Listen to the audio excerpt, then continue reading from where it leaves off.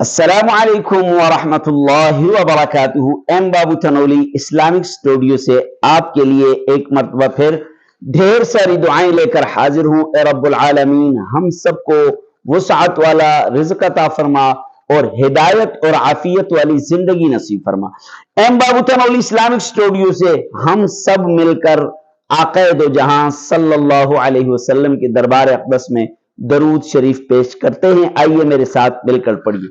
اللہم صلی علی محمد وعلی آل محمد کما صلیت علی ابراہیم وعلی آل ابراہیم انکا حمید مجید۔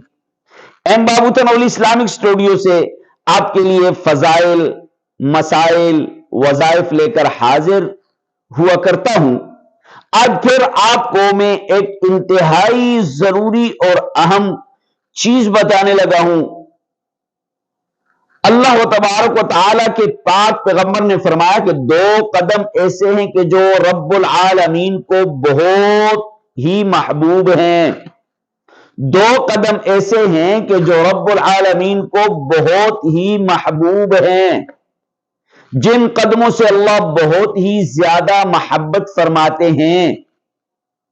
آپ سوچیں گے کون سے قدم ہیں؟ تو سنیے، حدیث کے اندر آتا ہے، رسول خدا صلی اللہ علیہ وسلم نے فرمایا کہ پہلا قدم جو رب العالمین کو بہت محبوب ہے، آپ نماز کے لیے چلتے ہیں۔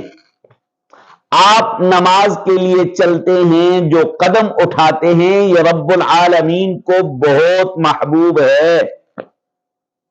اور اس قدم کے اٹھانے سے آپ کی ایک نیکی آپ کو عطا کر دی جاتی ہے، آپ کو دی جاتی ہے، آپ کا ایک گناہ معاف کر دیا جاتا ہے، آپ کا ایک درجہ بلند کر دیا جاتا ہے۔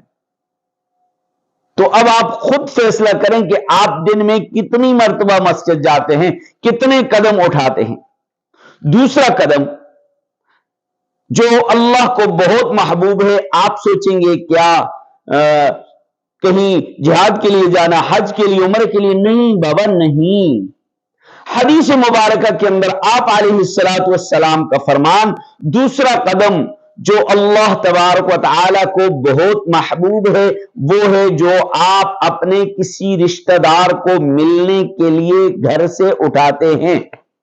جو آپ اپنے کسی رشتہ دار کو ملنے کے لیے جو قدم اٹھاتے ہیں، جب آپ وہ قدم اٹھاتے ہیں، ایک نیکی ملتی ہے، ایک گناہ معاف ہوتا ہے اور ایک درجہ بلند ہوتا ہے۔ تو یہ دو قدم ایسے ہیں کہ جو رب العالمین کو بہت محبوب ہیں۔ تو کیا ہم یہ دو قدم ڈیلی اٹھاتے ہیں؟ اگر نہیں تو آج سے ہی ہمیں 5 وقت کی نماز کے لیے مسجد میں جانا چاہیے، اور آج سے ہی ہمیں اپنے رشتہ داروں، اقربا کو ملنے کے لیے جانا چاہیے۔